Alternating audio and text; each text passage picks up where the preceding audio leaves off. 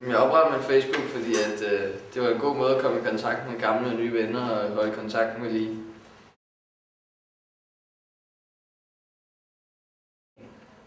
Det er meget forskelligt, alt afhængig af hvad jeg skal, men omkring en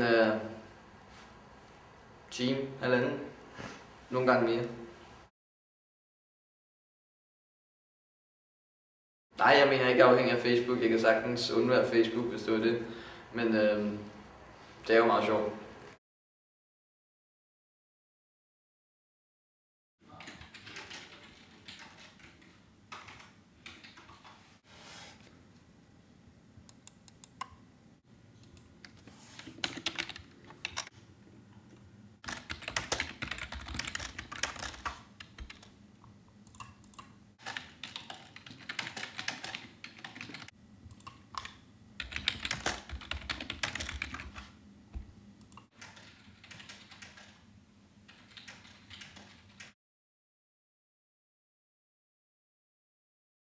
Det er jo noget, man selv bestemmer, men det synes jeg ikke overhovedet.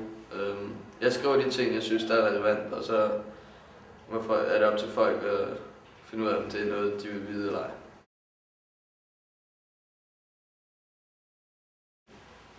Nogle gange, men det er ikke så tit.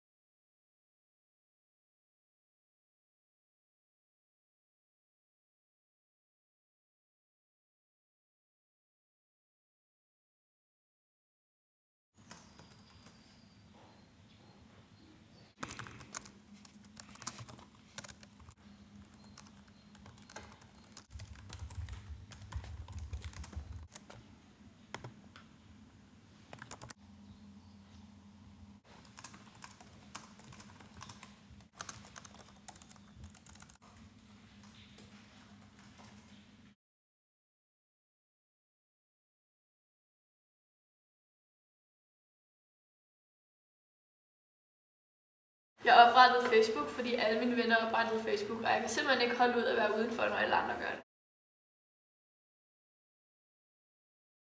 Jeg bruger ret lang tid hver dag, sådan fra når jeg kommer hjem, og så sådan cirka til når jeg går i seng. Men altså det er også okay, fordi man er dejlig social. Nej, overhovedet ikke. Det er jo bare en god måde at være sammen med sine venner på.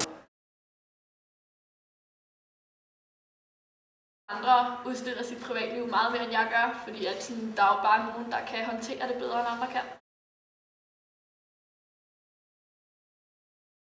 Ja, altså de der totalt irriterende grupper, hvor der bare kommer ind og ødelægger det hele for os andre, ikke? Dem der, hvor man skal gøre sådan nogle service og sådan noget, det er ret irriterende.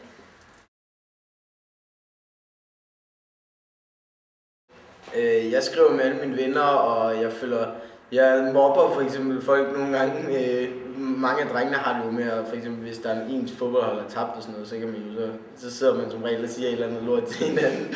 Så sådan er det jo for det meste.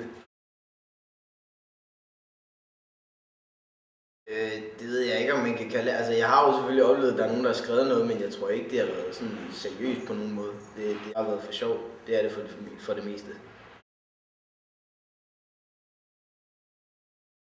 Ja, altså jeg vil sige faktisk, for ligesom at forsvare drengenes skyld, så synes jeg faktisk, det er pigerne for det meste, der gør det, i forhold til så mange andre. Altså, der er jo mange, f.eks. piger fra vores skole, oplever jeg for det meste, at det er 3 mennesker, der bliver ved med at gøre det. Men sådan er det jo bare.